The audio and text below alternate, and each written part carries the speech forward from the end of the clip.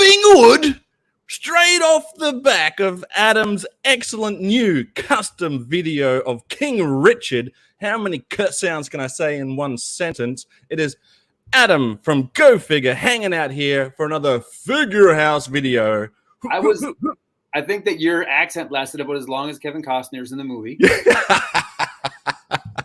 Maybe a little bit longer. Maybe a little bit longer. So I want to start off by saying a couple things. First off, that will be the only dig I will do tonight at Prince of Thieves because it is a perfect movie. I love. I love it. Yeah. This isn't like a tongue-in-cheek. We're going to talk about these toys.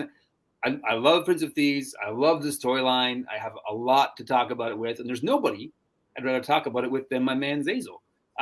Because I want to say, my first Robin Hood video was kind of the one that really kind of brought us together.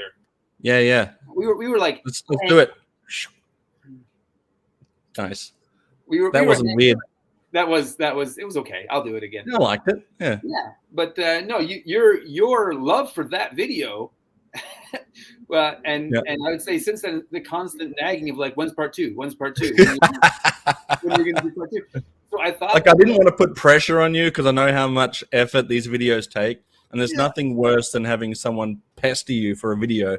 But that video is probably the one that I watch more regularly than any other video that you do, and I always like to go back and check out your videos because I wonder, how does he do this magic? And everything you have is right there on the screen. You show it step by step. Ooh, baby! But I still don't quite get it. It's like watching a magic trick happen in slow motion and still trying to figure out the trick. It's just good stuff. But that video, it gets me every time, and every time it shows up in my recommended, I watch it again. Sometimes I'll go looking for it. Sometimes I'll just share it with my brother and go, hey, remember this? We loved this, and we still do. But the Kevin Costner, while we're talking about the accent thing, it never bothered me as a kid. I didn't even get it. Like, I didn't understand that there was any issue with it. I just thought, that's Robin Hood.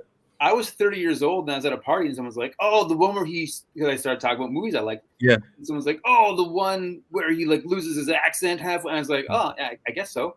Sure. Yeah. I mean, he's still talking English. That counts, right?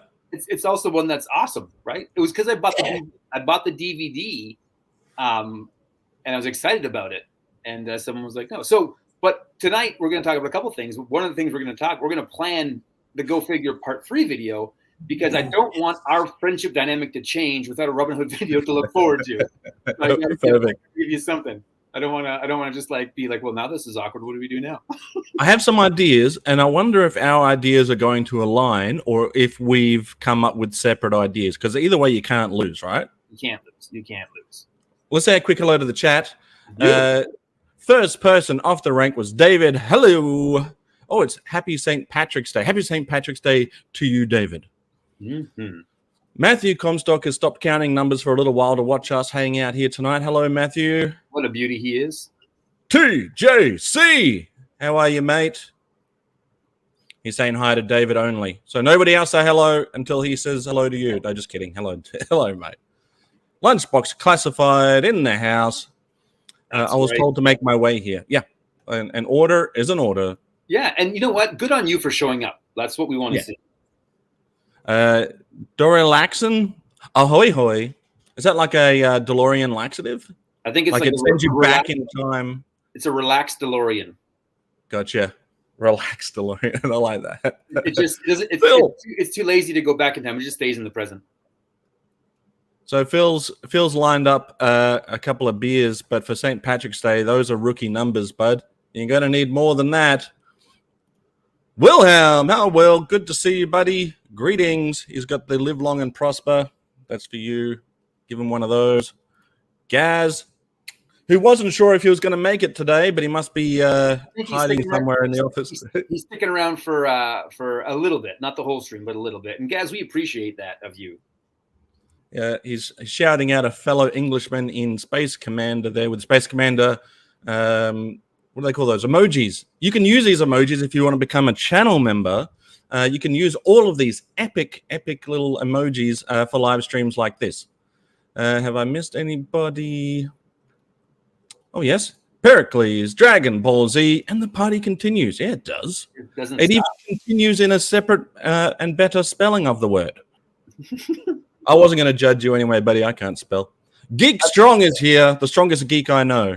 Right. There's some strong nerds and some strong dorks, but he's the strongest geek that I know. Yeah, I agree. I'm on you there. Blewz, he's here to give us clues on what our next figure house video will be. Jewel Who 9. How are you, buddy? Jewel Who 9. The ninth one. That's who. And arguably the best one, in my opinion. Yeah. Good brother Malachi.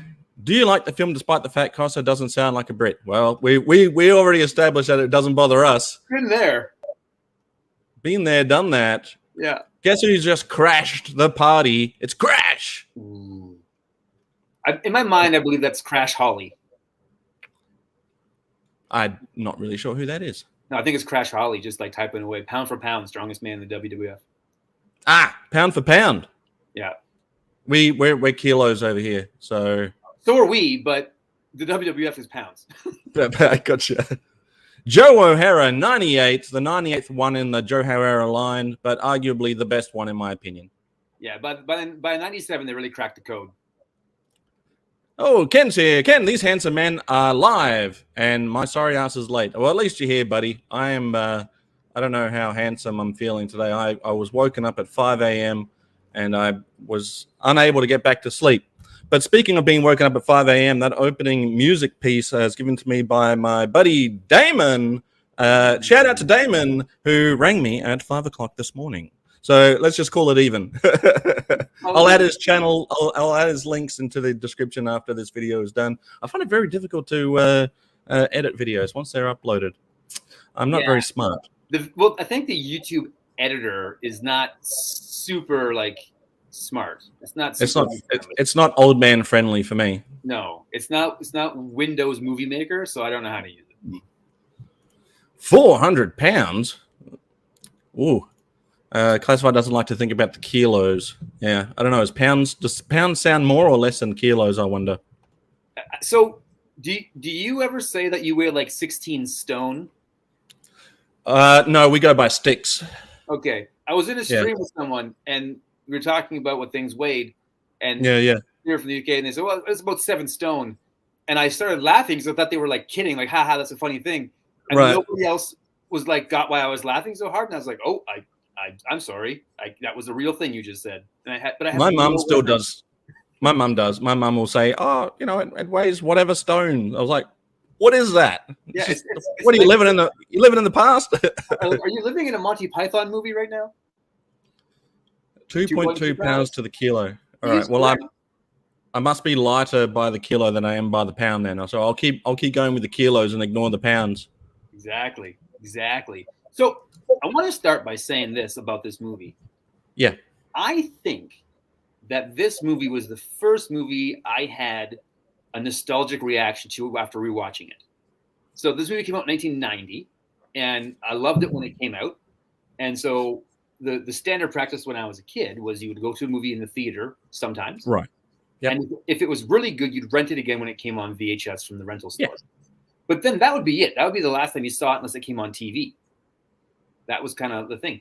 So, and there was a run in the 90s. So Dick Tracy, this movie, The Shadow, my dad was excited about these movies that I was excited about because they were like his old comic strips. Hello, Alberto. So I distinctly remember going to see this in the theater, and the whole family was excited about it. It was really good, so we watched it on VHS. And so that would have been like in 1991 at the latest. And then I didn't watch it again until I bought it on DVD in my late 20s.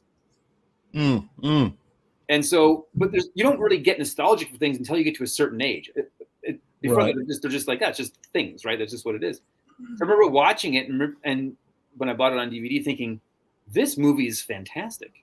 Like, this is much, much better than I remember. And I remember it being good, but it holds up. And I think I got more out of it being older. It's a very epic DVD release, too. Like, all of that stuff that you didn't know you missed because it wasn't available until then. Some of it adds value. Some of it, not so much you can do without. but it's nice to have that in some form of media. Right. So I bought this movie on DVD twice. Okay. The first one I bought was, remember when Warner Brothers was releasing DVDs and they were cardboard with a little plastic Yes, the sleeves. Yeah. And it was better than VHS a little bit. Oh, just so you younger generation who don't watch DVDs, they weren't releasing DVDs that were made of cardboard. They were in a cardboard slip. Yeah, every other movie. We weren't that primitive. Every other movie company had a plastic case, and Warner Brothers had a cardboard case. But halfway through the movie, you had to flip it over to keep watching the movie. Yeah. I had a copy of. The only other time that I've ever had to do that was with Full Monty.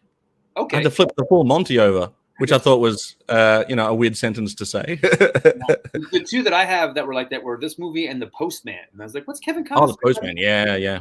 Me watching a movie all the way through. Probably Dances with Wolves too, now that I think about it. Because that was like a 2-cassette deal. And I think The Stand was 3 or 4 cassettes. Was Kevin Costner, like, how hot was Kevin Costner in the early 90s with this run of movies? Like this, The Untouchables, Dances with Wolves, The Bodyguard, like top level. Yeah. Right? So speaking of hot though, you do get to see his buttocks in this movie. I think that was a body double. Oh, what? Yeah, what? On the DVD extras, I think they said that was a body double. He didn't want to do it. I think this was actually the first time in a DVD that I'd been able to have more than one DVD commentary. Right. Which I from memory, I know they've done it since, or at least I remember them doing it since. But this is the first time that I remember actually having that option to have 2 different. Right. Was it 3 or was it just 2? I think it was two different tracks you could listen to. Yeah. I miss DVD commentary so much. I know, and the Easter eggs, when you used to hunt for Easter eggs on a DVD, particularly the Star Wars ones, I was always hunting for them, and now it's just they don't put as much effort into it. No, James Bond, the Brosnan James Bond DVDs had some cool Easter eggs on them, and the National Treasure ones were pretty great. Right, it was like a whole thing. Well, first of all, let's not gloss over the fact, Adam, that you produced another epic custom figure video. All right, we touched on it briefly, but I do want to say every single time that I'm watching one of your videos, I mean that epic intro, or shout out to the people who do that intro. Do you want to just quickly give them a shout out? If you at all like the song that I start my videos with, his name is Danny Michel. He's got a YouTube channel. He drives around in a Star Trek boogie van, and it's great. Epic. Yeah. And his music is as good, if not better, than the song that I use. It's all fantastic. And he's I like to call him Canada's best kept secret. I met him working at a music store. He was just buying strings, and we became buddies. And then I found out that all his music is fantastic. So he's actually one of my favorite albums that he has is Chris Hadfield, Colonel Chris Hadfield, the Canadian astronaut. Called him up and was like, "Hey, Danny, I'm going on a Russian ice-breaking ship for like a month with a bunch of artists to just go and do art. Do you want to come on this Russian ship?" So he went onto a Russian ship with like some instruments and a recorder and recorded an album on like this Russian boat called the That's so cool. The Captain Kalivnikov. And so he released this album of Canadian folk music done in the style of like Russian folk, and it's fantastic. I'm gonna check that out. That sounds really cool. Yeah, what a great story to tell as well. It's like, oh, you know where we recorded this, don't you? On a Russian ship. Yeah, no, and so he's actually got like in some of the songs some recordings from like dinner time at the ship and like announcements they put on the ship and stuff. It's pretty cool. All right, all right. Go. No, Canadian astronauts don't wear red. We have like a blue jumpsuit, I believe. But go check out Danny Michel. He's if I have any success on YouTube, it's because of his great song. Well, I don't know about that, but it is a perfect intro. And ever since watching them, that it now adds to the nostalgia of childhood collecting, because it's almost like the perfect theme song for your childhood. Yeah, it really felt 1980s sitcom a little bit to me. Yes, exactly right. So yeah, but today's video was finally back to Robin Hood, Prince of Thieves, which is what we're talking today. It's a shame Alan Rickman's head's been snipped off a little bit there, but you've got the two love interests, Marion and Robin Hood, at the top of us. You're underneath Marion, but you've got the slight edge by having some Rickman. Right, so a little bit of Rick. A little bit of Rick. Right. I also I've got it's almost like my head is on Will Scarlet's body. Yeah, if you could just line that up correctly, nailed it. Yep. That's it. Look at that. That's a screenshot. If I stand up to try and put my body underneath Kevin Costner, it would not have the same cool effect. It would not work as well. Fantastic. No, and so the genesis of the first Robin Hood video, and I love that you loved it. Because again, I for when it comes to my YouTube channel and my content, that sounds like such a weird thing to say. When it comes to my content, I'm a content creator. I just make the videos that I want to see, right? And if anybody else out there likes them, that's great. If I had 20 subscribers that really liked what I was doing, fantastic. So the fact that other people like it, I think is groovy. But I just do like what I wanted to see. And Robin Hood was one of my favorite toy lines as a kid. Yeah. And I always wanted more of them. I always wanted more. So when I, like a few years ago, saw that there was a second line that was planned, I was like, oh, imagine the multiverse world where that happened. The only difference is we got a second line of Robin Hood figures. So for me, Robin Hood came out in a time where me and my younger brother were going through a very difficult time in our lives. And this gave us some escape from that. It's probably one of the toy lines where we were able to collect everything from that toy line that was available. And we were both able to have a version of Robin Hood without us having to pick and choose who was going to be Robin Hood. Right. And so a lot of my memories come from going and escaping the reality of what our childhood was like at the time, and going into something that was not only an epic movie, but had an epic toy line. And it didn't have to finish when the credits rolled, right? We could go on and have further adventures of Robin Hood. And so, yeah, me and my brother now will often bring up those times as times that are good memories within a bad period. And we have a real connection to that. The theme song, he got married to that, as I'm sure billions of other people did. So when I went to his wedding and that song played up, I was more taken back with Bryan Adams and Robin Hood, Prince of Thieves than I was with being in the moment of his wedding. And I was his best man, so I was like, oh man, it's getting all emotional and choked up. I love this movie so much. There was a skit that some youth did at our last church. And it's this whole like youth drama skit they do. And there's the song behind the whole thing is that it's all that I want, you're all that I need. And so Heather looked at me, my wife, and she goes, are you getting like emotional about this skit? And I was like, this is the song that Lana and Clark danced to in Smallville. Yeah. So it's funny. Stephen Sheets in the house. Turn hurt. How are you, buddy? Gazz is gonna go back and do some work, unfortunately. But Gazz, it's epic because you were here, brother. That's right. You do what you got to do, my man. We get it. I think that everything I do it for you was big in Australia. Try being Canadian when that song came out. Right, because Bryan Adams is Canadian, right? He's a Canadian boy, so it's like, I don't know if this is what it's like in Australia, but when we see a Canadian do well, like the whole country rejoices. We're like, we got one. Right. We did it. Yeah. We're like we do that with the Kiwis. If the Kiwis do good, then we steal them and say that they're ours. Yeah, exactly. Yeah. These are local boys, crowded house. Yeah, no, they're definitely from New Zealand. When The Mandalorian season 2 came out, so if you haven't seen it yet, I'm going to spoil it for you. And the big reveal of Luke Skywalker, and the world popped. That was the second biggest pop in Canada. The first was when Paul Sung-Young Lee showed up as an X-Wing pilot, and we're like, a Canadian's there! Right. Boy. It's good to be patriotic. Yeah, absolutely. Absolutely. And yeah, so I think that, when you see Bryan Adams doing the song, at least for me as a kid, I'm like, oh, like, look at, he's doing, Bryan Adams is doing it. He's getting it done.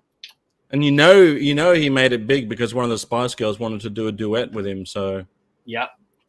So that's how you know you've made it. I have his autobiography because I'm Canadian. Right, of course. They give it to you at the border. You're like, welcome to Canada. Here's your Adam Brydon's autobiography. Yeah. I can't wait to get to the airport then. Yeah. He hates that song because of the music video he had to make for it. So he was like, I was nervous about going into the forest and just playing my guitar in the forest and it looking cheesy. And the guy says, no, we're going to do a big lightning storm. It's going to be this epic lightning storm you're playing in. And he's like, so they should have put these like lights they were flashing on and off. And I was like, I don't think this is going to look good. And the guy was like, trust me, in post, it's going to look great.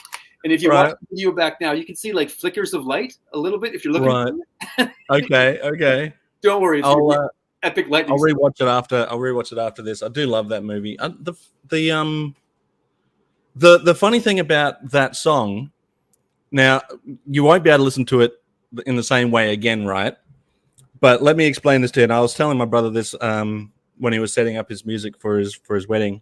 Like, if you listen to like the full version of that song, right? He sings his song. It's passionate and whatever, and then it starts to go into a like the orchestra part near the end, right? And for the radio version, it cuts off there, right? Yeah. But I was like, if you watch it and you think about it this way, it's like he thinks that they're finished, so he's gone to walk off, and then in the longer version, it's almost as if he's gone and come back again. It's like let's just add a little bit more to the end of this. It's like, okay, we're gonna wind it down, and then he comes back with, I'm back. Keep singing. Just gonna keep going for it.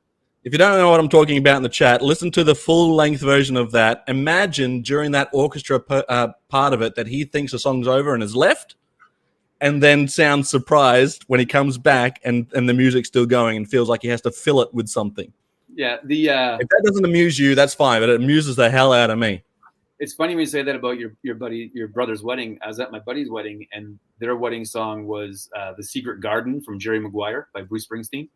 Okay. Yeah. On the soundtrack, there's two versions of it. There's the radio version, which is just Bruce Springsteen singing a great love song. Then there's the version that has like clips from the movie in it, where it's like, "You had me at hello," and like it has all these like Zellweger and Cruz clips throughout it. Oh no! The DJ played the wrong one. It's got the movie quotes in it. You've never seen a bride so angry as my friend Tara when she was looking at her husband, just like, they're playing the wrong song, dancing. It was incredible. So that's good. That's good. So, but again, I want to say that this movie and this toy line are remembered wrong, or which as a mass, I think my theory is that we choose to remember it wrong. And I think that we, in this collecting community, in this like, show me the money right in the middle. While slow dancing. It wasn't an Italian wedding. I think we like, as a group, we like to make fun of things, right? If we can find a chink in the armor, we're going to talk about that as opposed to the things that we love. So when you talk about this movie, you talk about, the accent that wasn't good. You talk about that they didn't have an archery contest in it. Like there was no Prince John wasn't in the movie, and that, people like to focus on that. And then the toy line, they focus, they're just reusing parts. So it's just remolds and repaints. And yeah, as a child and as an adult, I do not care. I think that they are a brilliant movie and a brilliant toy line. Well, I had no idea they were reused parts until obviously I disrobed Friar Tuck for whatever weird reason. Don't judge me. Don't worry about it. Don't even think about it. And then I realized it was the Gamorrean Guard. I was like, why are they using a Star Wars figure here? What is going on? It blew my mind. I was like, this doesn't make any sense. Right. And then he kind of became a stand-in for Star Wars as well. Like he's some guy that's tried to infiltrate Jabba's palace. And he's like, I'm just one of you guys. To me, the robeless Friar Tuck was always the bartender on Jabba's sail barge. Oh, yes. Yeah. I can see that. G.I. Joe, The Lost Chronicles is here. Hi-yo from Arizona. Loved this movie. Yeah, a lot of people love this movie. But just like anything, in retrospect, people try to be cool and try and just shit all over stuff that you loved as a kid because they think that's the cool way to go. No, we didn't need more articulation. No, we didn't care that they were reused parts. We didn't even think about the accents. That's a later on stuff. That's a later on stuff when you're talking with a bunch of other collectors and the mentality just twists and turns. But me and Adam are in the corner fighting off those naysayers going, no, it was perfect movie. No, the accent's not a problem. You love those toys. Don't tell me you needed knees. With punches of positivity, it was a great Oh, line. Yeah. I would say to this date, from 1990 till 2023, there hasn't been a better use of soft goods in an action figure line. Yeah, I can't think of one good one. Splinter, Shredder, a decent robe, a decent cape, but these soft goods were so detailed and enhanced the figure so much that it's been get out of here with that negativity. I'm just kidding, G.I. Joe: The Lost Chronicles. You're all right. You're all right, pal. Okay. But I have, if you want to talk about the figures, I have here, sir. I'll share your screen if you like. Yeah. Or no. I'm just gonna go like this. I have it in like a slide show here. Yeah. Can you make me able to share it? I can make you share the slide. Do you care what the opening slide is or no? I don't care. Okay, well, let's just... Here is your first slide. I wasn't sure if you're looking for one in particular. Look at that. It's a tree. Well, that's this is a tree from the real Sherwood Forest. Oh. And so what I've done here is I've just gone through the entire line and then also my customs. The only one that I don't have a picture of is Friar Tuck, because I don't own him not on card. My only Friar Tuck is on card. And I'll tell you, I struggle daily. Do I pull them open and put them in the display case so I have a complete set, or do I have them? I have a couple of carded ones. I leave. It's a real Sophie's Choice each day. So are they hard to come by? I don't think so. I need to just go look for it. Yeah, go get one to open so you've got that experience again. I would love to find a stick in Sherwood Forest. I'll tell you what, that'd be one for the collection, wouldn't it? Oh, that'd be a great one. I think. I thought the next time I have like people, like adult friends over for like a dinner party, I want to just hang sticks on my wall with little plaques, being like Sherwood Forest, California. Like, this is where I found all these sticks. I got a stick collection. I'll bring you an Aussie stick. Actually, I might do that anyway. I will bring you an Aussie stick. So TJC, being an Englishman, is probably the best person to chime in on this. Says, I just put the reasoning his accent had changed due to the fact he's been abroad for so long. Okay, well said. Yeah. Well said. It's just what Trigger says. Robin Hood stole an accent. I get it. Fantastic. So up first, we're gonna start huge. So we got the Sheriff of Nottingham here, right? I see what you've done. You've added the figure into Sherwood Forest. Yeah, you put it right there into Sherwood Forest. Just so they've never been more at home than this right here. So this figure is, if gun to your head, you had to say what's the low point of the line, I would say it's this one, and not because it's a bad figure or not because it's a bad toy. It's because this head looks nothing like Alan Rickman whatsoever. It was just a recycled chainsaw head from RoboCop and the Ultra Police. Is that right? Yeah. Wow, there you go. So they didn't even, because this movie came out and then all of a sudden Kenner got the line, they, much like Star Wars, they had to get to Christmas with the toys, get to release. They had to rush things. And so even the first Robin Hoods didn't have a Kevin Costner head sculpt, and I will show you that in a little bit. Nothing like Rickman, but didn't care. It was a Sheriff of Nottingham, and he had a sword. And I had Lex Luthor as a kid. They didn't cover this up.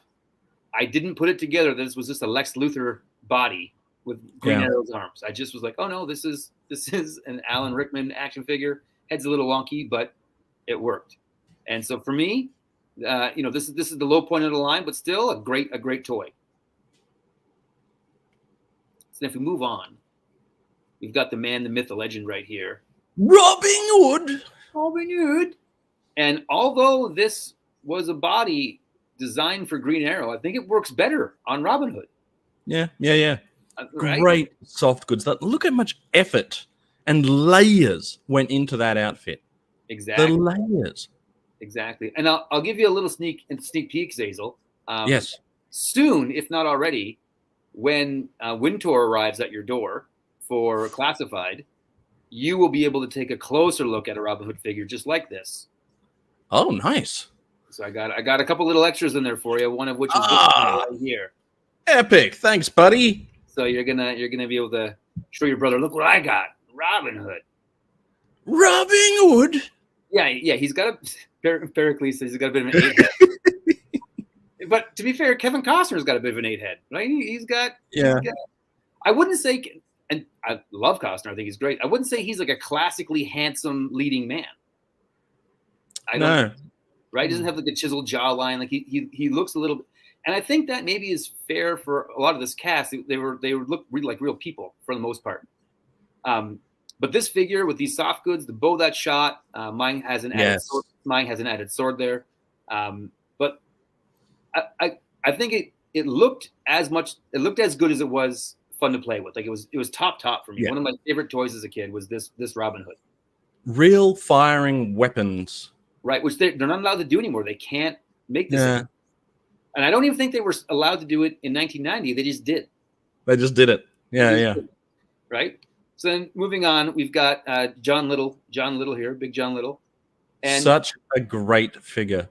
Such a great figure. I think this is maybe my first or second figure in the line. The Hawkman body is perfect. The soft on the legs they didn't need to do that, but they did it. Yeah. It worked so well. It's inspired. Yeah, and the head sculpt looks a lot like the Little John actor. I think it's aces around. All around, this is a top shelf. And so this is a newly sculpted head? Yeah, newly sculpted head. So all the heads for the line except Sheriff Nottingham are new sculpts. Yep. That was the only sculpting they did was that, and then a little retooling on the legs to get rid of those knees. But for the most part, just remolds. And then moving on, we got this right, and so this was just as far as before we move on from John Little or Little John. I will say that him coming with a stick elevates this character, in my opinion. Yep. I don't want to go on and on about sticks, but it's a cool looking stick. Yeah. So I remember distinctly going out and trying to find a similar stick to give to Robin Hood so they could have a stick battle. Oh yes. Right. So you kind of had to make do. So, but moving on, we get Robin Hood 2. This is the crossbow Robin Hood, which was a fair variant. And this one, they didn't even cover up the Green Arrow G. And you're like, it never occurred to me. Like I just thought that was a belt buckle. I did think that it looked like a G. Yeah.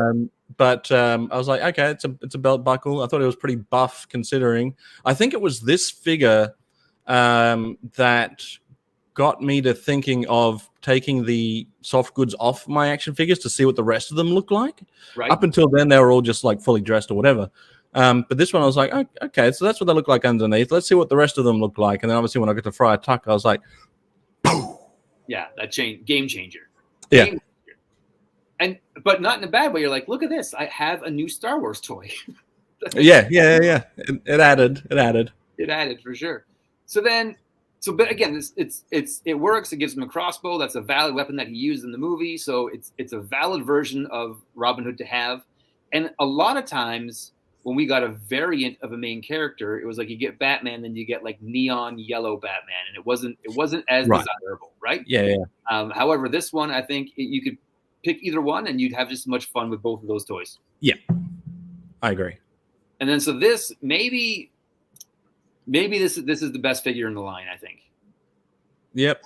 So Azim lasted the longest in my collection. Okay. He lost his soft goods over time, but when I started collecting X-Men figures, he was on the team as a mutant. So okay. I just love the sculpt so much. I love the look of the figure. Plus, purple really pops. Purple does really pop. My first custom superpowers figure I made, I got a janky Azim, and I cut his head off and made a John Stewart. Oh, yes.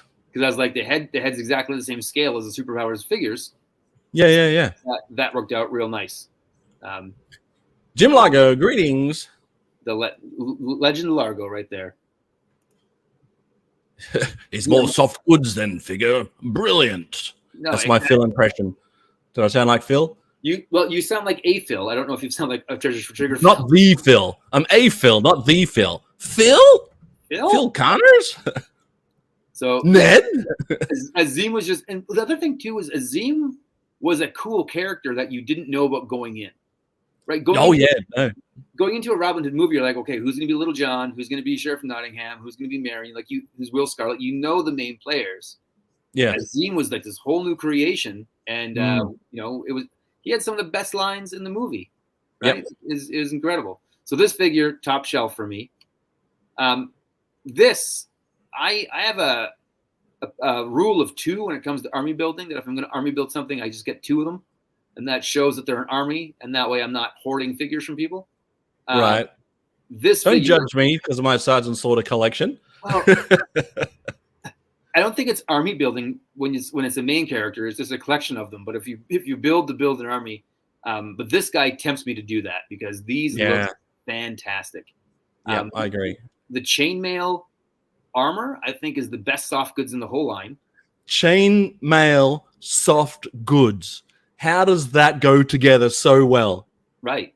But it's like Christmas tinsel that they weaved into it. It's incredible. Yeah.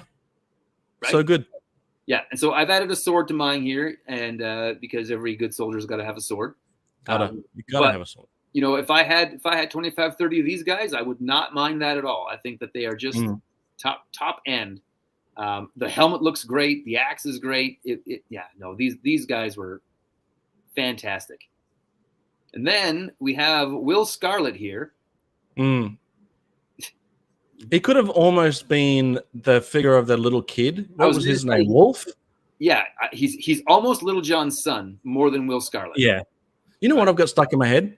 Dun, dun, dun, dun, dun, dun, dun, dun, dun. As you should. Yeah. It just plays rent free in my head. But yeah, Will Scarlet was for me because I'm a huge Slater fan, Christian Slater fan. Yep. And when I got this one, it was like, oh, come on. Yeah. This one, I'd say this one holds up the least. I also think this one looks the most jarring without his coat on because it's clearly Robin underneath. Yeah. So, yeah.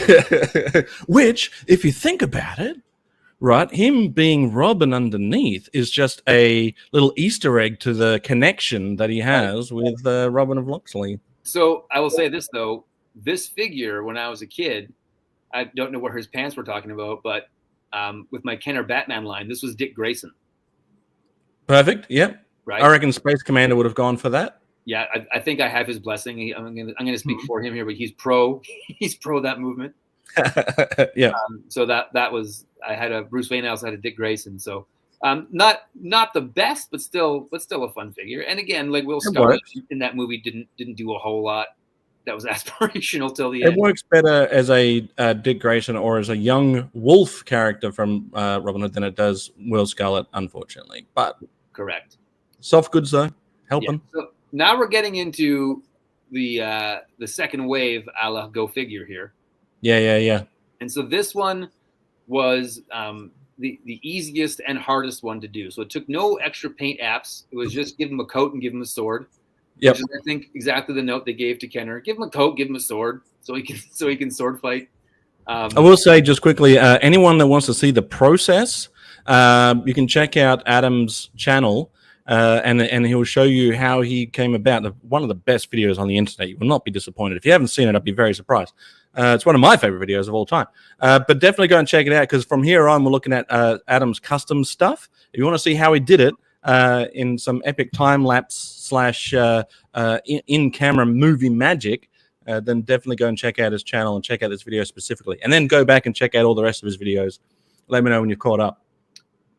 Well, thank you. I appreciate that. But I will say this to me, if one figure had to be put into the first wave, if you could pick one figure from the second wave put in there, this would be the figure strictly because there's only one sword in the entire first wave, and it's for the Sheriff of Nottingham. Yeah. Robin Hood and the Sheriff can't have a sword fight, and they have lots of sword fights in the movie. So this to me is the most important one that should have been there. It's maybe the boringest custom because it's just him in a coat, but that's all. Well, it's on the back of the package as well. Yep. but I like the sword, the way that came out, and overall he looks like he belongs on the line, which is all I'm really going for. And so that was great. And then looks good. Moving on is this guy right here, who I think, nice. Yeah, I forgot about the whole Celts subplot when I bought the DVD for the first time. I was like, oh yeah, he gets a bunch of barbarians and they just slaughter everybody, right? So run down the village. Run down Spoiler the village. alert. Yeah, if you haven't seen Robin Hood Prince of Thieves, we're going to spoil it out the wazoo today. Even with the cameo that happens at the end, we're going to spoil this movie for you.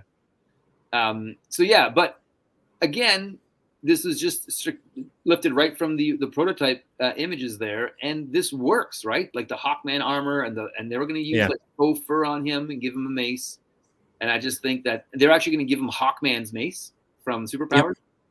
So like it just works, and imagine having a couple barbarians around just to like fight with Robin Hood and his merry men all day. Brilliant. All day. Yeah. So that was a fun one to make. Working with fur is hard. So if you're gonna work with fur, it gets everywhere. So just mate, you're preaching to the furriest guy you know. All right, this it doesn't stop. It just keeps going. I can't work with it. You can't work with it, but we appreciate you. So here's today's figure. It was the King Richard. Nice. Yes. And so so my question for you, and don't be just a friendly friend, that nice guy that you are. After 9 months of waiting, was the wait worth it? Yeah. So, well, that's difficult to I'll break it down, I guess, because obviously there's the anticipation of it coming out, right? The sequel to one of your favorite videos is coming out, and it's not only a continuation but a spotlight character. Right. So. Out of all the characters that I wish that they had made, I reckon that this is the one that I would have put my hand up. If they did a vote, so who do you want to be the next? This one, Sean Connery's version of King Richard would have definitely been on the top of the list, which your first video made me think about. It's like, oh, you know, the warrior looks pretty cool. Another Robin Hood's, you know, probably a given, but yeah, this is the one that I would really want in the collection. Right. Sequels before they ruined it. But I will say your sequel did not ruin anything. If anything, it elevates it. It's a good companion piece to the first one. Right. And the way that you put the design onto the fabric blew my mind. I don't know how you come up with this stuff. So is the belt that you put around him permanently attached? Yeah, so it's permanently attached there. But it's only permanent at the back, so you can pull out, like on the Robin Hood figure, you can still take the tunic off. Gotcha. Yeah, so it just slips over his legs. But yeah, I loved every single aspect of this video. I was just staring at it. I kept missing the chat and having to go back and see who was in the chat just to say hey, because I was enthralled by the process. And that happens with every video anyway. But the fact I felt after the video, I was like, oh, this is brilliant. And then I felt a sense of like, oh no. it's happened. Now what am I going to talk about now?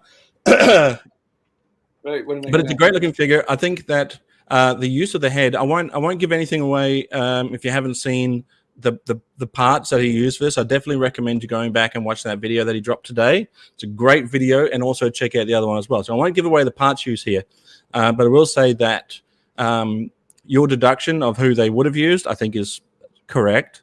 Okay. But you adding the paint app takes away any recognition of that. But the fact that you added it and it wouldn't have been, well, we don't know if it would have been or not, because they did do a few slight changes from maybe they would have sculpted a Sean Connery head. We don't know. But if they hadn't, it would have been one of those ones that would be standing here today. Well, I'm sitting, I don't know what you're doing. But it'd be one of those ones where we're sitting here today going, oh, if only they'd put the beard on King Richard. But you've gone and eliminated that issue by saying, you know what? Yeah, that it wasn't there, but I'm adding it. And it looks good. It looks great. It doesn't look like, just paint splotch. Just gone, looks good. Looks like good stuff. And you used a pencil to do it. No, so that was something I've come up with in the last month or two.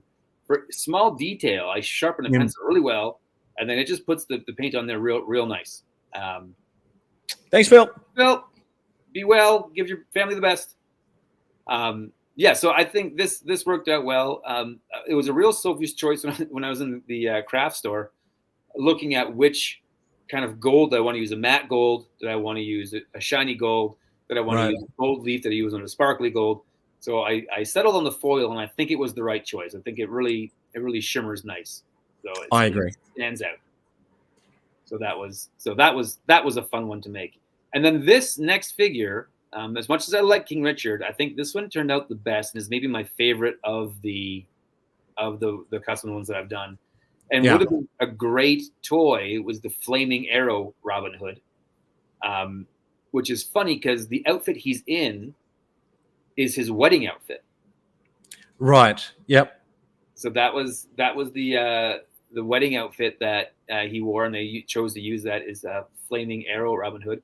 I forgot to upload a picture of Wedding Azim as well, because they did a Wedding Azim. Yeah. And so that one I have a custom one, but it's not here. I apologize for that. That's all right. Go and check out the video to see a Wedding Azim. Right, but it's actually called what they call it, Battlefront Azim or something like that. Like it's definitely not for not a Wedding Azim. Right. But if you had a keen eye, you could take these two figures and reenact the wedding of, especially if you had King Richard, you could do the whole thing. There'd be you'd be no bride, but it's no, there's no Marion. Forget her. But so that worked well. But I'm going to show you something neat here. So this is the Costner head compared to the first edition head. Yeah. So the first line, it was a retool of a Superman head. And so they just needed to get some figures on the shelf real quick before the Costner head was ready. And so we got the first couple of Robin Hoods you got this guy here. And then if you waited a little, I think it was like 2 months, and then these heads started coming out. It was not long. Well, I never saw the Superman head. We always had the Kevin Costner head, but I reckon that head would have done wonders on the Will Scarlet figure. It would have been a better Will Scarlet figure. And actually, I'll get a card here for a second. Yeah, go get it. Get a card. Yeah, I don't ever recall seeing the Superman variant, but how hard are they to get? They're pretty hard. They're not super. Now you can't really see because because the punch out is there, but on the card art it's actually a superpower Superman head. Okay. You can see the little curl there. Yes. So they just lifted just the complete head from Superman and put it on the figure, and that was that. And they retooled a little bit to get this version of Robin Hood, and then they ended up at the Kevin Costner head. So do you reckon it was Kevin Costner's team that were like, nah, put out a Costner head? Yeah, this is not flying. No, that we need you need the face of Robin Hood, which is Kevin Costner. No. Oh, I will say the card for all of these figures, that is a selling point on its own. So I will say this: we can get rid of the PowerPoints that left there now. Sure. But I will say that Kenner is the company built on Star Wars, right? We can agree with that, like the Kenner. And then so Kenner did Star Wars, and then they did Indiana Jones, and kind of followed the Star Wars formula. And those figures didn't really sell well. They didn't do much. And then Kenner went a different route, right? So they went mask, and they went they were Centurions, right? I believe maybe. So. I believe so. And then they did like the RoboCop and the Ultra Police line. Like they went out there. But when they came back to Robin Hood, this is the first time again where they followed the Star Wars formula. If you look at these cards next to a Star Wars card, it's the same formula. Picture from the movie, a piping around it, put the logo on there, and a figure. Like it's very much, they took the template for Star Wars, and so we're going to do the same thing with Robin Hood. So is that a French-Canadian card? That is a French-Canadian card. You can see it's Robin, these boys. Check out these boys. I think it's Dubois. Robin Dubois. Nah, it's these boys. Check out these boys. Speaking of these boys, Matthew says that Centurions was indeed Kenner. Thank you, Matthew. Yeah. So Kenner went and did like the 80s thing where they had all these crazy properties and whatnot. And then they landed, and when they said Robin Hood, they're gonna do, hey, how's it going, Christopher? G'day, Chris. They just took the Star Wars business model and said we're gonna do that again. And works. It works. And I don't know why more kids weren't into these figures. I don't know why we didn't get a second run. I saw a bunch of them at a toy fair recently, and the thing that caught my eye more than anything else on the rack was that those cards. They just really pop. It's great use of space, of card space. Yeah, no, absolutely. And you don't see things like that, right? Like it's everything. I don't know. People, I'm not going to rip on modern stuff, but people love Marvel Legends. Now we have the closed boxes and whatnot. But this thing packaging is boring. It just looks boring lately. I really do like the Sarge box though. Adam Richards did a great job on that one. Yeah. That one's got a lot of Easter eggs in there for a Sarge fan like me. So I will say the classified closed boxes have become canvases for artists to do what I consider love letters to G.I. Joe. Yeah. And so I'm down with that all the time, right? Like I think that's fantastic. But no, I would say that this line of toys was a fun toy line, underrated. But I think works. Maybe I'll get the internet angry at us. Can I get the internet angry at us? Yeah, let's do it. I think it works better than Star Wars because Star Wars is a very closed story. After Jedi, all those characters we have, like that story's done being told more or less. Whereas Robin Hood could have endless adventures, right? With this merry men, you just get a new bad guy, like a new royal. The Robin Hood Prince of Thieves movie in 2023 could easily be an Amazon Prime series that's very episodic. And the first season is the movie, and then it just keeps going. Yeah, I mean, and given the Sheriff of Nottingham's witch-like mother, there's no reason why they couldn't come back in some way, right? Some magical way. Right. Well, and again, like we never. Retro Tinker's back. Good to have you back, buddy. That guy's a beauty. Oh yeah, They Gone is back. So he's not gone. He's here. There's always rich people to steal from. But if you look at, they could have even made a sequel to Robin Hood where Prince John shows up. We never explored Prince John in the movie. Yeah. Right. And so it's a whole. I think the Prince of Thieves is my favorite Robin Hood movie. It's my favorite. And I know people love the Disney one and Men in Tights, and it's fun to say that. And they're great movies, but this one to me is like the most rewatchable, and it's as enjoyable each time you watch it. Oh, yeah, the Disney version is my favorite Disney cartoon. But this is my favorite Robin Hood movie. I do like the old classic ones as well. So when this movie came out, and I don't know did you have I don't know what things were like in Australia. Did you have TBS in Australia? The Turner Broadcasting. What? The Turner Broadcasting. What? Nah. No, I didn't think so. But when this movie came out, Turner Broadcasting System, he owned the rights to the Errol Flynn Robin Hood movie. Oh yeah. They would play it every weekend, and I would watch it every weekend. It's great. Yeah. Mum must have, because Mum introduced me to those old swashbuckling movies and Robin Hood movies and stop motion movies. She must have had a collection of them on VHS, or whenever it was on TV, she'd just sit us down and go, check this out. And I'd be like, how do they do that? It's like, it's magic, because she didn't know. So, you know what blew my mind about the Errol Flynn Robin Hood movie? Was that it was like, in the opening credits when we were watching it the first time, it said like colored by something, and Technicolor. Yeah, something. Probably not Technicolor, but they went back and added color to it afterwards. It's kind of like, and I was like, how could? Like I say, it was like, what sorcery is that? Is Merlin? Yeah. I've been going through some of the old Poverty Row westerns with John Wayne, and they have colorized a lot of them. And what's brilliant is because those are in public domain now, anyone can use those and colorize them any way they want and release it. So I've seen some of them where they're colorized different, So John Wayne might be wearing a yellow shirt in one version, or he could be wearing a red shirt in another version, and it's the same movie that was originally black and white. But I thought that was cool. We should do it. Make them all escape prisoners. Everybody's wearing black and white stripes. Yeah. I mean, the entire context of the movie. So should we talk about? Well, first of all, let's not gloss over the fact that they had the best use of the Endor accessories, or vehicles, whatever you call that, battle ram thing. Battle ram, and the best part of the battle ram is you could take the sides off of it and make a little fort. Right. Yes. And then you got the Sherwood Forest. I think those two, and they're the only two they released, right? There was one more. Well, I couldn't for the life of me remember what it was. Yeah, there's the Bola Bomber and the Net Launcher, which are also Ewok. Right. Gears. So those are those there.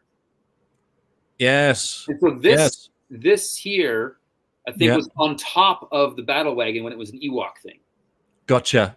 And then they smart move to separate them. Took it apart, make it two. Yeah, but great use of existing pieces and parts or whatever to create what is a brilliant use for Sherwood Forest and Robin Hood. Yeah, well, and the problem is now that all the Star Wars fans prefer Sherwood Forest because it has greenery. Because the Ewoks didn't have any leaves on their forest, and they added some for Robin Hood. So the Robin Hood Prince of Thieves line isn't expensive to buy. Like, it's not cheap to buy the box, but not except the Sherwood Forest accessory. That thing is way more expensive because all the Star Wars guys want it. Thanks a lot, Star Wars guys.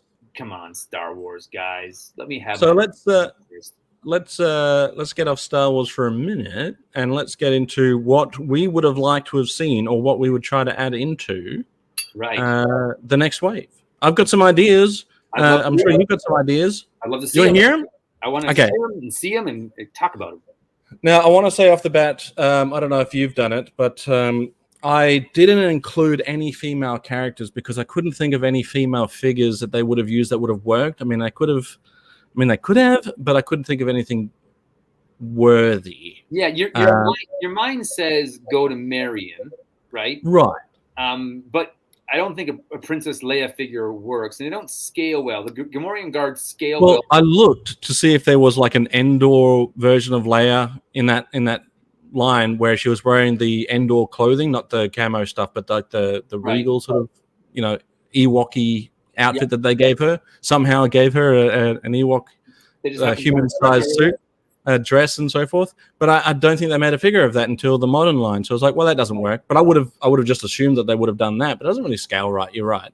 Yeah. And then I thought, I'll move on. This is a too hard basket. I'm going to move on. So I went with some easy choices. I've got a single figure, which I'll start with. And then I'll move on to getting a little bit more elaborate, if you will indulge me, sir. I think we might have some of the same ideas if you're talking about elaborate. Other than Well, first and foremost, we'll go with this blinded fool. I wrote his name down, but I've only gone and forgotten it now. Duncan. Yes. So Duncan here comes with a stick, blindfolded, and essentially I would probably expect that they would have gone with the Robin body, being a slimmer and a bit smaller, and then just covered him in robes with either a sculpted mask over his face or probably soft goods around the eyes. Soft good. And I think they could. This would be another use for that original Robin Hood head. Right. Yes. Exactly right. So all you would need is a little bit of stubble on the chin, and just color the hair white. Yeah. But if they Little John stick. Yeah. Or whatever. Or whatever. Yeah. I was trying to think of an Ewok accessory that may have also worked, but I came up short. So yeah, just whatever stick he comes with, this will be and then just give him some. It doesn't have to be completely ratty or anything, but make it look appropriate. Yeah. But then I thought for the next one, it'll be a 2-pack. Do it. So the 2-pack that I've decided on, Tupac, are these cool dudes One named, don't tell me, I know this. Bull is the one with his tongue hanging out there. Yeah. Now, I don't think they named the character on the left, but I've decided to name him Dodger. Bull and Dodger. I love it. Can you guess why I've called him Dodger in this scenario? Is it because they are dodging the arrows and they're hopping into those little hiding spots? No, but yes, but no. But yes, good answer, but no, wrong answer. Good answer, but wrong answer. He, as a child, played the Artful Dodger in the Oliver movie. Oh. And was in HR Puffin stuff. And probably a lot of other cool things that I just don't know about, like Robin Hood. So the reason why, I don't know if you remember, but he sort of drops in and out of the movie.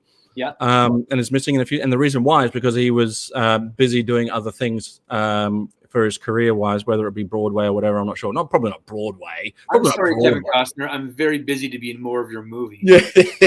But he was doing theater, and other acting commitments that he had. So he had to duck in and out. But so he was arguably probably the biggest name in the cast at the time, other than Sean Connery, because he'd already done so much stuff as a kid. Yeah. So, and I think you can put these guys in the same body, just with different soft goods and different heads, but just exactly same body, same accessories, same body, different soft goods, and different head sculpts. Yeah, they definitely warrant new head sculpts. Got to give them new head sculpts, separate head sculpts. Just give it their all. And plus, we're further in the line now, so maybe they got a little bit more tooling money. Well, I'm saying I would include these guys not in a 2-pack, but in a playset. So you have like a rote ambush playset where they got little things they can hide in. Oh yes. And it comes with these 2 guys. Well, their soft goods, I imagine, probably would have had some foliage included. Yep. But I like your idea too. Then. Talk to me. So yeah, I've gone and called him Dodger for that Artful Dodger reference because I don't think he had a name. If he did, I couldn't find it. And Bull over here for reasons we won't say on the show. But then I came up with an idea for another twin pack, right? But it's also a semi-vehicle pack. Now we're talking. Which is going to be. Oh yeah, catapult. The cat, I didn't. Yeah, it's literally showing everything but the catapult. But if you know, this scene, it's like fuck me, they cleared it because Will Scarlet launches them over the castle wall. So I imagine it would come to the castle wall. Just a front-facing castle wall. What do they call that on the old Western days when they were building sets? Is just like a fascia. Yeah. Just the front-facing wall. Yeah. With a launching catapult that comes with Aussie's here, Aussie. He'll be going live shortly. Yes. No, that's a brilliant 2-pack. It costs no tooling money, just some soft goods, which is cheap. Yeah, and then give him the studded looking tops. Yep.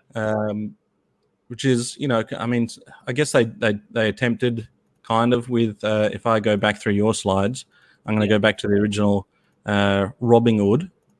They attempt it sort of here. Yep. Kind of the same. Oopsies.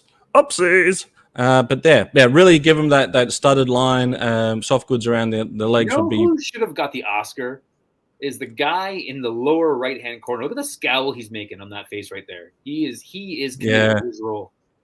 Yeah, we need some background characters. Oh, he's live tomorrow in the future. Okay. Disregard. He's live tomorrow. But yeah, so give him maybe this is the perfect opportunity to give them an appropriate Will Scarlet figure. Yeah. Make it a triple decker. Yeah. But then I guess you need a bad guy too to stand on the castle wall. This would actually be a really cool game, right? You've got your guys up on the castle wall. Well, you're launching your 3 warriors, 3 soldiers. Yeah. Yeah. Right? And then it comes with a sound clip that says, fuck me and I cleared it. Fuck me and I cleared it. Perfect. The kids just say it all the time. Fuck me and I cleared it. Yeah. Because those are I had a tin box DVD of The Gambler with Kenny Rogers. Oh yes. And it had a button on it. If you pushed the button, it played the song. Oh, cool. Yeah. Well, this can also play the theme tune to when you hit it and you get a bullseye, it sparks the theme tune to Robin Hood. Yeah. 100%. And then they say to each other, "I'll die for you," which is not in the movie, but In the song, though. It's in the song. It is in the song. He says it to Marion, right? He says it to Marion. Yeah. I'll die for you. Oh no, they do say it to each other, don't they? I think they do. They say it about Marion though. Is she worth it? She's worth dying for. Yep. Look at this handsome bunch. You could tell Azim's like, okay, we may or may not make this, and Robin Hood's like, we are not going to make this. I don't think Azim is saying that. I think Morgan Freeman's saying, I might not make this. But a great scene nonetheless. And I think a fun game that they could have created, and maybe they would have accepted like previous figures, maybe, you know. But in my future mind in the past thinks that I would hope that it would come with an assortment of figures. Yeah, no, I think that could be like a centerpiece playset. Yeah. You know what would be cool? Tell me. Is if in this third wave where they have this playset, if they sold 3 separate playsets that then combine to be the castle. To make a castle. Yes. So you could you could have this with one wall. You could have the executioner's block, which comes with an executioner and another wall. Right? Perfect. And then you could have one where they dump the stuff over the edge when they're trying to get in, like with the doors. Oh yeah, with the cauldron thing. Yeah, and you could have that as a third set, and so the 2 walls and then the wall with the door, and so you put them together and you have a castle. But the cauldron on the box, it'll show Friar Tuck in the cauldron. Friar Tuck out over the castle wall. Exactly. Like, that's not what happened in the movie, but they can't very well say that it's for hot burning oil. Right. They can't murder people on a kid's No, tip Friar Tuck. Friar Tuck definitely needed to come with a wagon though. Yeah, and a mule. So maybe the good guys on one of the other castles comes with a Friar Tuck with wagon. Yeah. We should But it launches barrels. We should call 1990s Kenner and say we get some ideas for them. Oh, weren't we going to try and text an individual? And text Costner tonight. All right. Was that all the figures that you had in mind for the third wave? That's all the ones I had. So I had a single release, a twin pack, and an action play set. So your twin pack was the same. Oh, cool. Yeah, that was the same. Those guys, 100% one of those guys in. The only 2 other figures that I thought would be good, and again, I said the same thing as you. I'm not going to get into the female stuff because I just don't know what I would use. See you, Matthew. See you later, my friend. But I would go with his cousin, Sheriff Nottingham's cousin. Yeah, I did think about that. Yeah. Batty. And also the priest. Does it come with a spoon? It does come with a spoon. Because it's dull. Yes. But we could also have the priest, like the evil priest. So yes. Friar Tuck has somebody to fight. And then you could have a tower that goes on top of the castle with a breakaway window. Oh, yes. Yes. Brilliant. Right? I feel like this needs to happen somehow. Just pack him filled with, was it silver? Yeah. I also thought if we were going to do the old witch, then they would just re-release Emperor Palpatine figure. And then with rooted hair shoved in his head? They just paint the hood like hair. It's not even changed. It's the same head. That would be that's not hair, that's a hood. Yeah. So legit scared me as a kid, that witch. Yeah. And there's an extended cut with more of her scenes in the movie. Yep. Right? And I think that's when you realize that they're related in those cut scenes. Yeah. That's my wife, you crone. Right. Nice. Yeah. And keep the stitches small. There was some lines in the 90s that were throwaway lines that have become iconic in my mind. Right? Like the dull, it'll hurt more. Yeah. The who told you to cover up, like that little moment. Yeah. Yes. Right, where she puts on her like this much on her shoulder, like she just goes like this. Who told you to cover up? Right. when he walks It's by, dull, you twit. It'll hurt more. when he walks by and cuts the statue of his face to match. Yeah, and he looks at it. Like He walks past it and he's like, Yeah, he adds the scar. He adds the scar to the there's these statue. moments that just jump off the screen in some of these movies that are like, And call off Christmas. Call off Christmas. Yes. Brilliant. You could almost add that line to Die God Hard? damn, what? Die Hard, yeah. Yeah. You should cut that line as he's falling off the building. It's like, and call off Christmas. You quoted a line to me. I showed a picture to our group chat of a bunch of DVDs, and one of the DVDs was Congo. And you sent me, stop eating my sesame cake. My kids love that movie, and I think it's a good movie too. But they would often, back when they were younger, they would often quote that one line. And so every so often now, when I'm talking to them, I'll just throw it out there and go, "Stop eating my sesame cake." Great movie. It's the best acting in that movie. Yeah. That movie's like a popcorn adventure, fun nonsense thing. Yeah. But in that moment, the guy's like, you know what? Maybe I'll win an Oscar here. Stop eating my sesame cake. It's fantastic. It goes well with Pendleton, the white cake with the sweet frost. I like a little bit of cake quotes. If anyone's got a better cake quote than those two, let me know.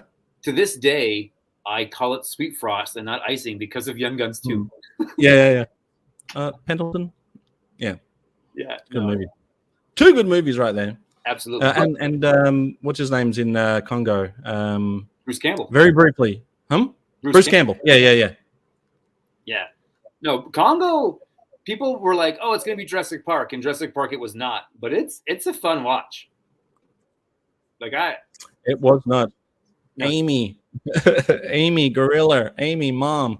Well, they said the guy who wrote the screenplay didn't read the book. It was just like, yeah, it's about monkeys and lasers. Okay, I can do that. What more do you need? What more do you need to know? I haven't ever read the Jurassic Park book, though, so I wonder how close that is. Yeah, I don't know. I have read Jimmy and the Clonosaurus. Okay. How was that? Yeah, it was Principal Skinner's best work. Oh, good. Yeah. So we've established that Robin Hood is an underrated, fantastic film. Yes. We've established that the action figures are underrated and fantastic as well. Agreed. We've established that I've made some custom ones of ones that should have existed. That is true. And we've also established that there's enough content that I can at least do 2 more parts of our Robin Hood saga on my channel, so you've got something to look forward to. That'll shut me up. Well, it won't shut me up, actually. That'll keep me going. That's right. Oh, well, are they different movies between themselves or from the book? Are they a shared universe? Yeah, are they a shared universe? I think Westworld and Jurassic Park are a shared universe, right? Yes, they've got to be. The amusement universe. Can you imagine, though, if on the end scene of Congo, those monkeys are going crazy? Yeah. And they can't get the laser to work. And all of a sudden, Dr. Grant shows up with 3 raptors, and raptors just... Perfect, yeah. Yeah. Someone who does deep fake stuff, make that scene happen. Rewrite the ending to Congo featuring Dr. Grant and his 2 raptors. Or in comes the cowboy from Westworld. Oh yeah, Yul Brynner. Bring that in. Yul Brynner for sure. Shall we try and text our boy, Kevin Costner? We should probably try to text him in the beginning and see if he would have gotten back to us by the end of the episode. But that's all right. Let's do it now. So I'm just going to bring up here. So I found a possible on the internet number to cost. If you want to cost, this is how to do it. So there's no way this is going to work, but maybe it's going to work. We don't know. It'll definitely not work if we don't try. Exactly. Let me just get the number. The Lost World book is completely different to the movie. It is worth a read. All right. Well, I have been meaning to read a lot of Michael Crichton. Am I pronouncing it Crichton? Is that correct? I think so. I've been meaning to read more of his books. I did try to find the Westworld book, but I couldn't find it anywhere other than the one that was based on the TV show. But that's a different thing. I did invite Kevin Costner to the stream tonight through Instagram. He hasn't gotten back to me. Unbelievable. So I think I sent a message out to Alan Rickman, and he didn't get back to me either. Right, and that's in poor taste. Rest in peace, Alan Rickman. I was like, I'm not going to make a joke on that one. Yeah. So I'm just going to text him. Hey, Kev. Yep. Missed you tonight. Perfect. Hope to catch you for part 3. Excellent. Right. There we go. Hope to catch you for part 3. I'm just going to sign it. Figure House. Yep. Don't put "I'll die for you" because that's probably why he didn't answer me. No, I should have put Brian Adams. That's why I should have signed it off. Brian Adams. The Adam from If we could find. Oh, read. Please read. Let's read it out. Hey, it's Kevin. Thanks for your text. This is an automatic reply to let you know that I got your message. Everything else you receive will be from me. Make sure you click the link to add yourself to my contact list so that I can respond to you. And it says, okay. Siri found a contact of Kevin Costner. Nice. So I'm going to add him to my phone. And now I've got Kevin Costner's contact in my phone. Perfect. And, I don't know if he's ever going to respond to me, but I didn't think that was going to happen. He's gonna ring his agent and he's gonna go, did we miss something? Yeah. Have I missed an appointment? Terry, come on, man. Come on, Terry. So I got a joke. We'll end with a joke that I heard today, and I wanted to tell Space Commander. Okay. He's not here, so he'll watch it on the rewatch. But yeah. Robin said to Batman, he said, the Batmobile won't start. And Batman said, did you check the battery? And Robin said, what's a Terry?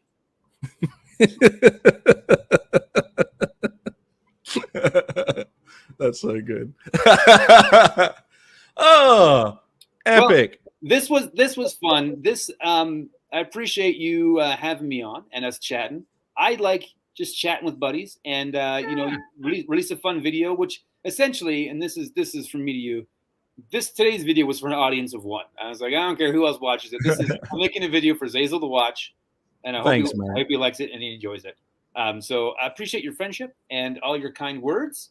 And you too. I hope you enjoyed. I had a great time tonight. Thanks for having me over. I had a fantastic time. Thanks for suggesting that we hang out. I would have been just as giddy just having watched a GoFigure custom creation video, but to be able to hang out and talk about it after the fact, well, that's a dream come true. So thank you for allowing that dream to come true today on this Saturday morning here in Australia. So if I'm going to throw this out there to all the people watching and all the people that are going to tell people that are watching. Oh, Kevin Costner, if you are tuning in after the fact, sorry you missed it, bud. Just send me a text. We'll get you the link next time. Yeah, we'll get you on the next one. You're coming to Canada after Joe Fest. Right, correct. If I do enough prep work ahead of time, I think we can together do part 3 of this video. What? I could be in a GoFigure video. You could be here, right here, watching it happen, taking part in it happening. I think that's what we're gonna do. Well, even if that doesn't happen, it's still gonna be cool to hang out but if it does, stuff planned, squatching and other things. It's going to be the greatest thing to happen to Canada since Brian Adams. Well, Adam, thank you for joining us, my friend. Everything I do it for you. And this right here has been just one of the best hangouts. But thank you, everybody in the chat. If you haven't already, go and check out Adam's. His link is in the description. Go check out his latest video, and then go back and check out the part 1 to that of his Robin Hood's Prince of Thieves custom work. I'm gushing about it, but it's good stuff. I'm not just doing it because it's here. I've said it to my friends. I've said it to my family. They tell me to shut up, but I'm not going to do it. I'm going to keep going on about it. It's good stuff. Go check it out. Don't forget to hit like on this one. And then tune in next time when we do another Figure House Games Night, I think next month. If you want to be a part of that, hit the members option, then you can be a member and you can join us and we can play some games and hang out with this cool dude that we call Adam. Well, I appreciate you having me on. This has been just the best. All right, let's get out of here. Let's play the thing again just because we can. All right, goodbye.